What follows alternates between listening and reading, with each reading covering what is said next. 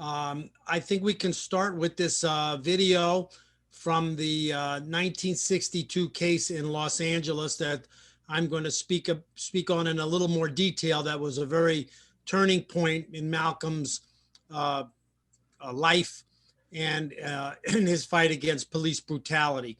So we're going to start that with the screen sharing of this video, and then I'll proceed with my remarks.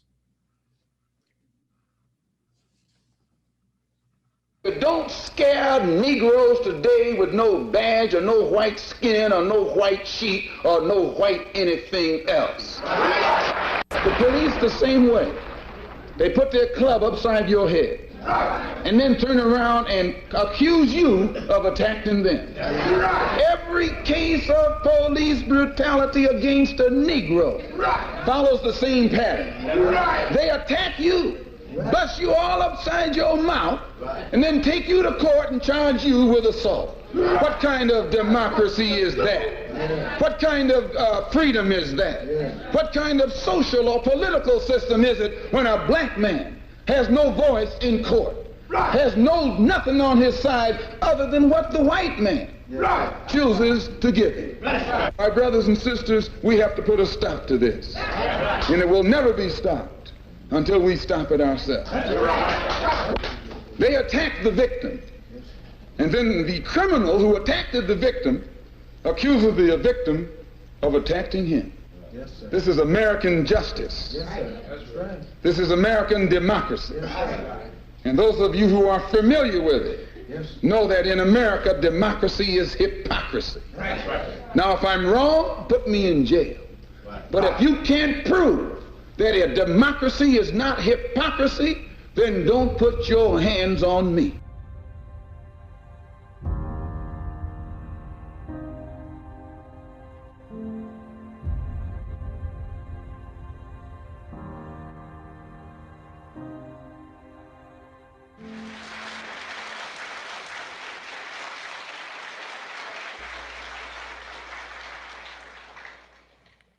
In order for you and me to devise some kind of method or strategy to offset some of the events or a repetition of the events that have taken place here in Los Angeles recently, we have to go to the root. We have to go to the cause.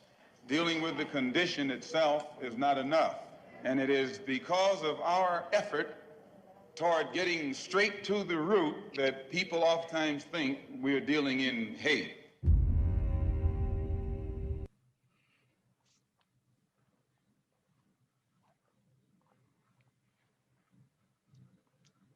So I'm truly honored to participate in this important webinar that celebrates the imperishable example of Malcolm X. One key component of Malcolm's immense revolutionary legacy is in the political arena of fighting police brutality and murder in the black ghettos of his day, from the Jim Crow South to Harlem to Los Angeles. There are many important lessons and striking relevance for today's struggles to be learned from what Malcolm said and what he did 6 decades ago. Let's start by looking at the events in Los Angeles in 1962, referred to in the video.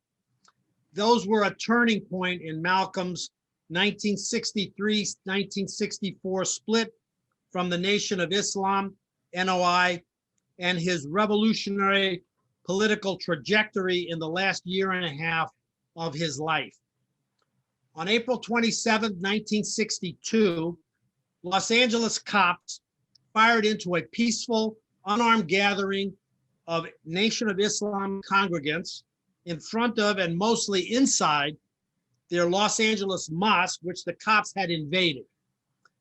The NOI members were innocently unloading suits and laundry out of the back of a Buick in public near the religious institution that they belonged to.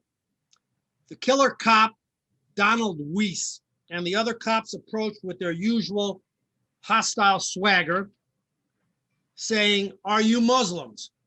The NOI members asked why they were being questioned. Quote, "It's a high crime area, and we think those suits may be stolen. The cops moved in immediately, aggressively, assaulting the two unarmed men, while with other lights flashing, cop cars arriving at the scene, shot their way into the mosque. Wounded unarmed men lay in agony inside and outside the mosque. Mosque leader Ronald X. Stokes approached Weiss with his hands up, hands raised, and was shot dead through the heart. Stokes was murdered. William Rogers was paralyzed for life, and 5 others wounded. 16 NOI supporters were arrested on made-up, frame-up charges of, quote, criminal assault against the police, unquote, and held under bails totaling $160,000. The state soon brought 40 counts of assault and resisting arrest to 14 defendants. Malcolm went into a deep rage. He flirted briefly with notions of direct retaliation against the killer cops, but realized that this would be a futile and a trap given the relationship of forces. With Elijah Muhammad's nod, Malcolm was dispatched to LA, where he officiated over the funeral of his personal friend, Ronald Stokes, that was attended by over 2,000 people. While in LA, he leaped into the field of political engagement and struggle through United Front mass action tactics. This was a sharp shift from the Nation of Islam's focus on reforming oneself through religious devotion and political abstention from the civil rights movement and the mass Black upsurge then raging north and south.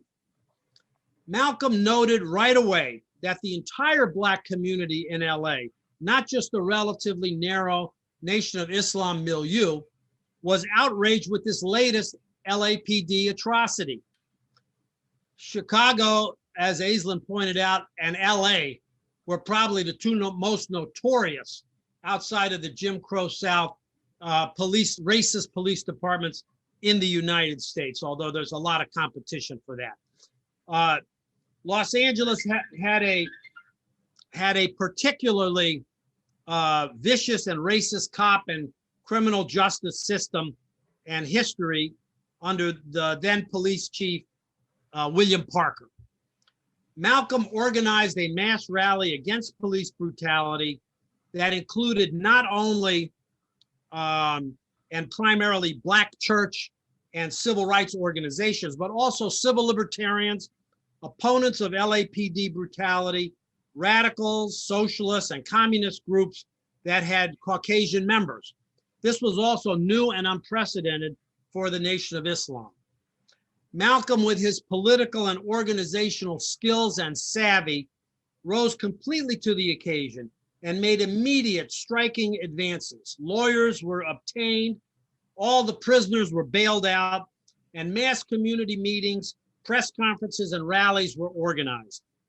This growing united front of Muslims with religious and secular organizations in the Black community and some others effectively countered the stream of lies coming from the police chief, the mayor, and the capitalist media. In an interview with the New York progressive radio station WBAI, Malcolm said, quote, "The press was just as atrocious as the police. Spreading lies, they spread lies in lurid headlines that there was a, quote, blazing gun battle between Nation of Islam members and the police, when it was police guns, quote, blazing away at unarmed Negroes," unquote. 11 days later, a rigged grand jury delivered the all but inevitable ruling of justifiable homicide for the killer cop Weiss.